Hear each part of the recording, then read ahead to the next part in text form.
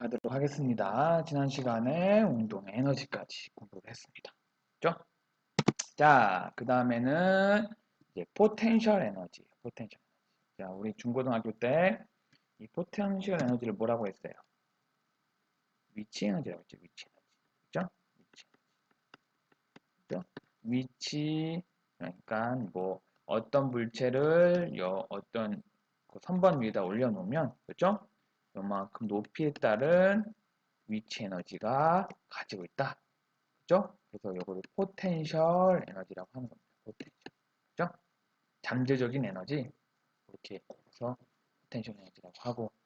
자, 그러면 이 포텐셜 에너지는 뭐냐? 뭐 책에 나왔는데 뭐 이거 보면 뭐 어려운 말이긴 해요. 뭐 중력장이라는 게 지금 우리 주변이 중력, 그죠? 중력 가속도, 그죠? 중력 가속도를 느낄 수 있는 중력장이잖아요. 그죠? 중력장이나 전자장에 의해서 개의 질량에 작용하는 힘, 그죠?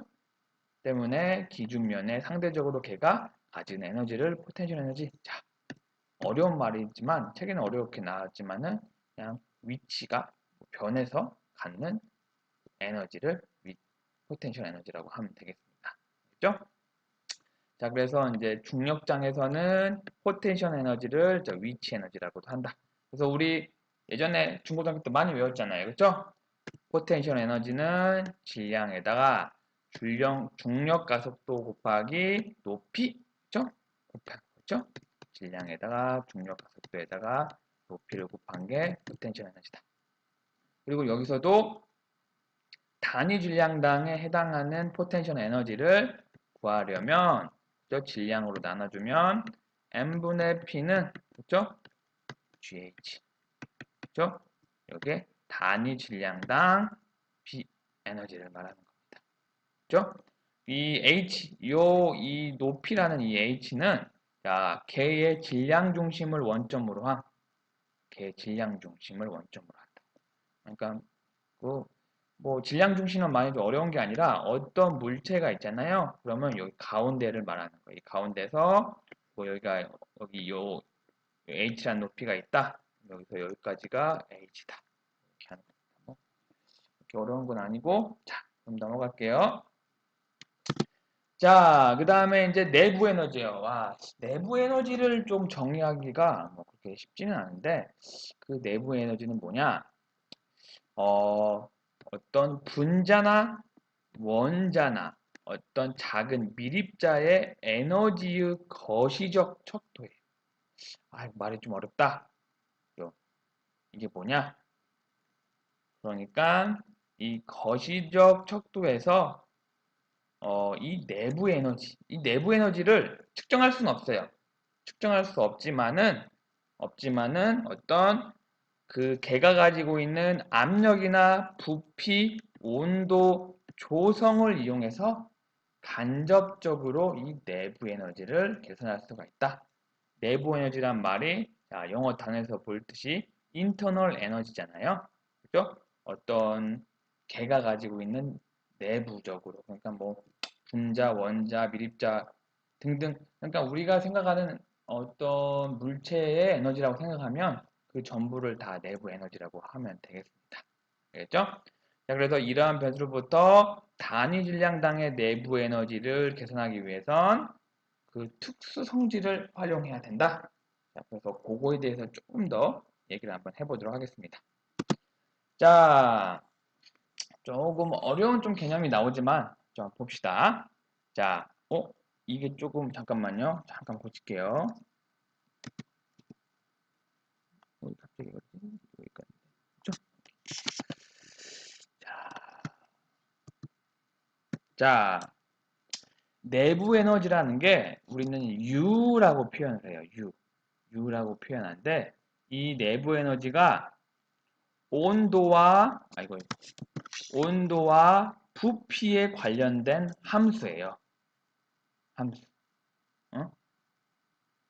그러니까 이런 온도와 부피 함수이기 때문에 요것을 어, 부피가 일정할 때 온도에 대해서 미분을 하고 그리고 온도가 일정할 때 부피에 대해서 내부 에너지를 미분하면 이렇게 되거든요. 이렇게. 이렇게 된다고만 일단 알고 있으세요. 그죠? 자, 여기 전미분이라는 게 있는데, 전미분이라는 것은, 미분하는 변수가 여러 개일 때를 전미분이라고 하고, 뭐 이렇게 뭐 dt분에 dv, 이렇게 d라고 쓸 때는 상미분이라고 해요. 상미분. 상미분은 그 미분하는 뭐 이런 변수가 딱 하나만 존재할 때. 그죠? 그래서 우리는 이 내부 에너지를 자, 온도에 대해서도 미분을 하고 그리고 부피에 대해서 미분을 해야 되기 때문에 전미분을 사용해서 이런 형태로 이렇게 미분 방정식을 세울 수가 있어요. 그죠? 요거에 대해서는 한번 이 전미분에 대해서 좀 공부를 한번 해보세요. 알겠죠? 자, 그래서 여기 부피가 일정할 때 내부 에너지를 자, 온도에 대해서 미분을 한 그죠? 요거를 정용 연용량이라고 해요. 정용 연용량.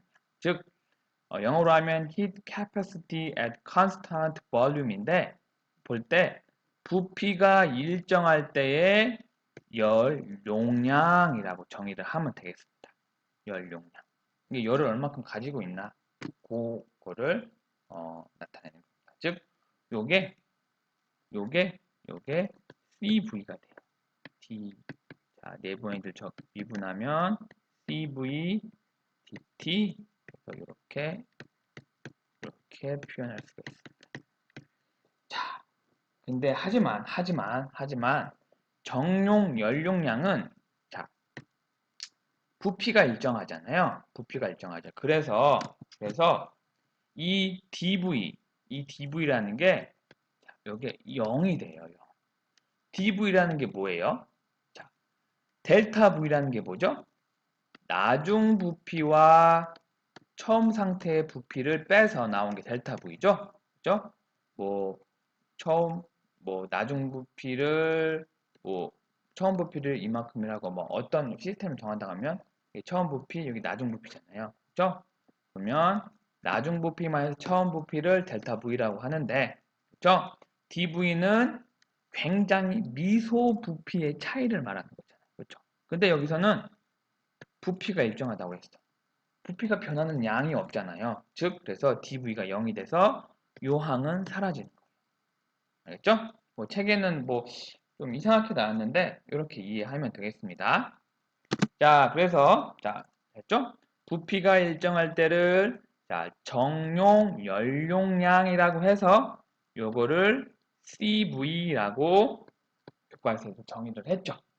그래서 DV가 0이기 때문에 쭉 부피가 변하지 않기 때문에 요 항은 사라지고 DU, CV, DT라고 하면 되겠습니다. 알겠죠? 그래서 요 식을 이제 적분을 하면 자, 적분을 하려고 하면 그죠? 자, CV, DT 그죠? 요거를 적분을 하려고 하면 그죠? U에 관한 그죠? 초기값과 그죠? 나중값이 있어야 되고 요건 DT잖아요. DT 그죠? 온도에 관해서 처음 초기값의 그 내부 에너지를 즉 어떤 초기 상태의 온도일 때와 그리고 나중 상태의 온도일 때 그 값이 주어져야 되죠. 그래서 여기는 자 한번 적분 한번 해볼게요. du cv dt 자 cv는 이건 상수의 상수 그렇죠? 정용 연용량 그래서 인테그랄 적분하고 요거를 du를 적분할 때는 자 처음 상태를 u1 그렇죠? 낮은 상태를 u2라고 하고 그 상태 U1일 때 온도를 T1 그죠? T2라고 하면 되죠? 그럼 요거를 적분하면 어떻게 돼요?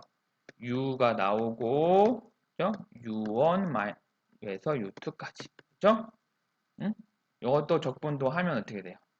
CV 하고 T 하고 T1, T2 이렇게 할 수가 있죠? 요거를 써주면 어떻게 돼요? U2를 한번 넣어주고, 그죠? 빼주고, 그 다음에 U1을 한번 넣어주고, 해주고, CV, 그죠? 그 다음에 여기 T2를 T에 넣어주고, 이렇게 T1을 T에 넣어주고, 그래서 이렇게 내부 에너지 차이만을 우리가 계산할 수가 있다. 즉, 이런 내부 에너지라는 이 값이 단순히 상대적인 값을 우리가 알 수가 있어요. 즉, U2라는 어떤 내부 에너지와 U1이라는 내부 에너지를 우리는 알 수는 없고, 요 차이값을 우리가 알 수 있어요. 어떻게 할 수 있냐? 요 값을 구해서 알 수가 있는 거죠. 알겠죠? 그 다음에는 이제 엔탈피예요, 엔탈피. 자, 엔탈피는 자, 식을 표현하면 어떻게 되냐면 엔탈피를 H라고 해요. H. H는 자, U 아까 배웠죠? 내부 에너지에다 플러스 압력에다가 부피를 곱한 것과 이렇게 정의를 할 수가 있다. 자, 그래서 단위 질량당의 엔탈피를 구하기 위해서는 자, 엔탈피 역시 완전 미분이라는 성질을 이용해야 된다. 그렇죠? 그래서 뭐 여기 좀 가정이 있죠? 단일상의 순물질의 엔탈피는 자, 온도와 압력의 함수죠. 그렇죠? 아까 그 내부 에너지는 온도와 부피에 관한 함수였는데 엔탈피는 자, 온도와 압력에 관한 함수다. 이렇게. 그죠? 자, 요거를 자, 엔탈피도 똑같이 전미분을 하면 돼요. 자, 그죠? H는 H와 압력과 뭐죠? 온도와 압력. 온도와 압력. 그죠? 이거를 전미분하면 그죠? 먼저 요거를 미분하면 DH가 될 거고 그죠? 먼저 온도에 관해서 한번 전미분을 하면 되고 그죠? 압력이 일정할 때 그래서 DT 그 다음에 압력에 대해서 미분을 하면 되고 이건 이럴 때는 온도가 일정할 때 그죠? 곱하기 dP 그래서 이런 식을 얻을 수가 있다. 자, 여기서도 압력이 일정할 때에 엔탈피를 온도로 자, 이렇게 전미분을 하면 요게 정의에 의해서 정압 열 용량이라고 하는 겁니다. 즉 뭐냐? 이 영어로 해서 보시다시피 heat capacity constant pressure라고 해서 그렇죠? constant 뭐가 일정하다, 일정하는 이란 뜻이잖아요. 그렇죠? 자, 압력이 일정할 때 heat capacity라고 하는 겁니다. 알겠죠? 응? 자, 아까 구한 거랑 비슷합니다. 자, 여기서 근데 여기 교재가 좀 뭔가요? 여기서 뭐가 빠졌죠? 전치사? 애시 빨렸죠? 압력이 일정할 때, 그렇죠? Heat capacity at constant pressure라고 하죠. 그렇죠? 네, 전치사, 그렇죠? 뭐뭐해서 뭐, 그렇죠? 그래서 요거를 정압 열 용량이라고 하고 이거는 CP로 나타내요. CP. 그렇죠? 자, 아까 내부 에너지처럼 이 엔탈피도 전미분을 한 다음에 자, 압력이 일정할 때잖아요. 그렇죠? 그러면 dP라는 그렇죠? dP는 0이 되겠죠? 그렇죠? 그러면 이 항이 사라지죠. 그렇죠? 그럼 요걸 다시 쓰면 DH는 CPDT죠. 그렇죠? 아까처럼 여기 요거를 H2 요거를 또 적분을 하자면 H1, H2 그리고 어떤 온도 T1, T2에서 적분을 하면 이렇게 얻을 수가 있죠. 그죠? 자, 그래서 엔탈피라는 거는 뭐 에너지의 한 형태, 즉 내부 에너지와 압력과 부피를 곱한 거의 합과 같다. 이렇게 알고 있으면 되겠습니다. 자, 좀 어려운 개념이지만은, 자, 이런 형태로 좀 간략하게 알고 있으면 더 좋겠습니다. 자, 그러면 엔탈피에 대해서 조금 더 상세하게 좀 배웁시다. 자, 요 엔탈피는, 자, 아까에서 봤듯이, 자, 엔탈피는 내부 에너지에다가 압력에다가 부피를 곱한 거와 같죠? 그렇죠? 그래서 이상기체의 경우, 그렇죠? 이상기체. 아이디얼 가스를 말하는 겁니다. 이상기체의 경우 엔탈피와 내부 에너지는 온도만의 함수다. 그렇죠? 그래서 압력이나 부피의 각각의 변화에서는 영향을 받지 않는다. 요걸 알고 있어야겠습니다. 그래서 우리가 이 엔탈피 자체, H2의 자체, 그냥 나중 상태의 엔탈피, 처음 상태의 엔탈피 요 값을 알지는 못하고 이 어떤 차이에 의해서 나타나지는 엔탈피의 변화량만 우리가 알 수가 있다. 이렇게 얘기를 하면 되겠습니다. 알겠죠? 그래서 엔탈피 변화를 계산할 때는 어떤 기준이 있어야 돼. 기준 조건. 그죠? 어떤 기준에서 H1이라는 어떤 기준에서 그렇죠? H2라는 요까지의 요 차이의 엔탈피를 구할 수가 있다. 기준이 존재해야 된다는 말이에요. 그래서 뭐 어떤 뭐 수증기를 보면 0도씨와 그 증기압에 있는 물 요거를 이제 엔탈피를 구하면 엔탈피를 0이라고 간주하고 그죠? 근데 이 0이 우리가 말하는 그 0이 아니라 그죠? 어떤 차이, 어떤 기준값에 대해서 어떤 차이에 대해서 그 값을 0이라고 하는 거예요. 그래서 뭐 우리가 여기 H2-H1이라는 이 엔탈피 변화량을 계산을 할 때, 그죠? 뭐, 뭐 어떤 기준 조건이 있으면 그 차이를 빼면, 그쵸? 어떤 기준 조건 값이 소거가 되면서 구할 수가 있는 겁니다. 알겠죠? 뭐 일단은 이렇게 좀 여기까지 이런 수준으로만 좀 알면 되겠습니다. 뭐 좀 더 깊게 들어갈 수 있는데 조금 어려울 것 같아서 이 정도까지만 알면 될 거고. 자, 그 다음에는 이제 상태함수다. 상태함수라는 게 뭐냐? 상태함수는 이제 state function이라고 하는데 온도, 압력, 밀도 등과 마찬가지로 자, 이 엔탈피, 비엔탈피, 비내무 에너지. 뭐 B라는 말은 어떤 거에 대해서 기준으로 해서 뭐 아까 전에 말했잖아요. 뭐지? 운동 에너지를 질량으로 나누면 비운동 에너지라고 하잖아요. 그렇죠? 그러니까 이 엔탈피도 어떤 질량 같은 어떤 개념으로 나눠준 거를 말을 하는 겁니다. 알겠죠? 그래서 비엔탈피나 비내부 에너지는 상태 함수다. 그렇죠? 그래서 그 값은 물질의 상태. 그러니까 온도, 압력, 상은 우리 그 페이스라고 하죠. 그러니까 고체, 뭐 액체, 기체 이런 상태, 페이스, 그렇죠? 상이라고 하죠. 조성에 따라 달라지고 그 상태에 도달한 경로와는 무관하다. 그렇죠? 상태에 따라만 자, 우리가 결정이 된다. 그러니까 지난번에 경로함수 배웠잖아요. 경로함수. 경로함수는 path function이잖아요. 그렇죠? 그러니까 일 같은 거를 경로함수라고 하잖아요. 그렇죠? 근데 일은 자, 뭐 어떤 힘으로 어떤 물체를 이렇게 이동한 거랑 그렇죠? 반듯하게 간 거랑 요거와 요거의 일이 다르죠? 왜냐하면 이동 거리가 다르기 때문에 그거를 경로에 따라 달라진다. 그래서 경로 함수라고 했잖아요.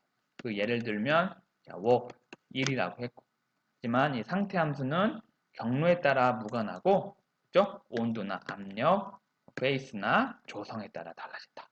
이렇게 알고 있으면 되겠습니다. 뭐 예를 들어 이제 엔탈피 같은 거나 내부 에너지. 알겠죠? 자, 요거 문제를 풀어야겠네요. 문제를 한번 풀어보세요. 자, 자, 내경이 4cm인 튜브. 자, 내경은 안쪽 지름 요거를 말하는 거예요. 내경이 4cm. 그리고 튜브가 있다. 이렇게 튜브가 있다. 그렇죠? 통하여 물을 0.001 세제곱센티미터 세크. 그렇죠? 이게 부피 유속이죠? 부피 유속. 그렇죠? 저장 탱크로 수송을 한다. 그렇죠? 그러니까 여기에 그렇죠? 0.0001 세제곱센티미터의 세제곱센티미터 세크의 유량으로 저장 탱크로 수송한다. 이 물에 비운동 에너지를 부하여라. 자, 비운동 에너지가 뭐였죠? 아까 말했죠? 질량으로 운동 에너지를 나눠준 거. 그죠? 요거를 나눠야죠. 그죠? 그러면 자, 운동 에너지이기 때문에 그죠? 운동 에너지 K는 운동 에너지는 키네틱 에너지라고 했죠? 에너지. 즉 2분의 1 mv 제곱이죠? 그럼 여기서 비운동 에너지는 질량 m으로 나눠줘야죠. 그렇죠? 그래서 요 값을 구하는 겁니다. 알겠죠? 요 값. 알겠죠? 그러니까 자, 한번 그러면 속도만 구해주면 되겠네. 속도를 어떻게 구할 수 있을까? 이 부피 속도와 이 내경 요거를 이용해서 한번 구해보세요. 알겠죠? 자, 풀이는 다음 시간에 좀 같이 해보고 일단은 자, 3분 정도 시간을 줄 테니까 지금 이 문제를 읽고 파악을 해보고 어떻게 이 부피 유속이랑 내경을 이용해서 속도를 어떻게 구할까? 그쵸? 요걸 한번 고민을 해보고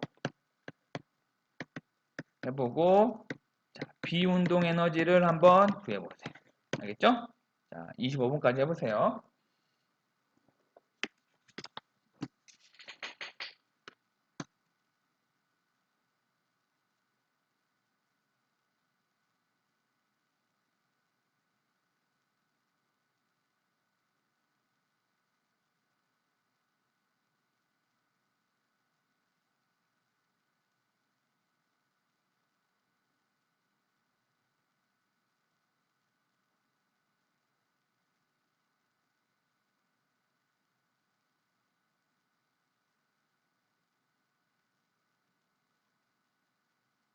자, 이거 지금 여기 바로 풀이 나온 거 보고 하면 안 돼요. 알겠죠? 한번 생각을 하는 힘을 길러야 하기 때문에 일단 자기 스스로 요거를 어떻게 구할 수 있는지를 한번 고민해 보세요. 알겠죠? 고민하는 시간이 필요한 거예요. 고민하는 시간. 알겠죠?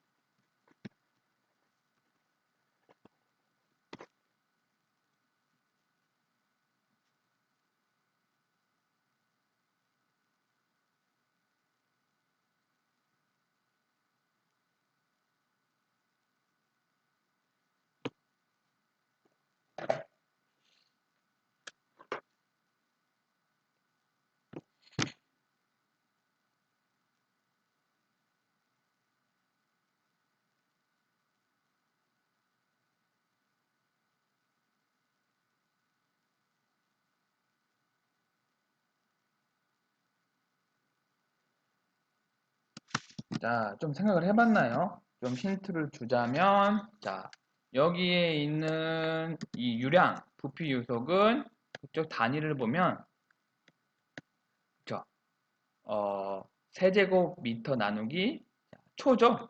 그럼 요거를, 자, 속도는 뭐예요? 속도는 미터 퍼 세크죠. 그쵸? 그러면 여기다가 뭘 곱해주면, 뭘 나눠주면 미터 퍼 세크가 될까요? 그죠? 미터의 제곱. 그러니까 어떤 넓이의 개념을 계산을 해가지고 나눠주면 속도를 구할 수가 있겠죠. 그렇죠? 자, 튜브가 이렇게 있잖아요. 그렇죠? 튜브가 있고 여기 내경이 4cm라고 했으니까. 그쵸? 반지름이 자, 여기 2cm죠? 그쵸? 그러면 여기에 연의 넓이를 나눠주면, 그쵸? 나눠주면 단위가 미터 /s 되겠죠? 그쵸? 이렇게 구해진 거를 2분의 1 mv 제곱에 아니 v 제곱 여기 넣어가지고 그쵸? 1의 단위로 바꿔주면 되겠지. 알겠죠? 뭐 이거는 다음 시간에 같이 해보도록 하겠습니다. 네, 여기까지 하겠습니다.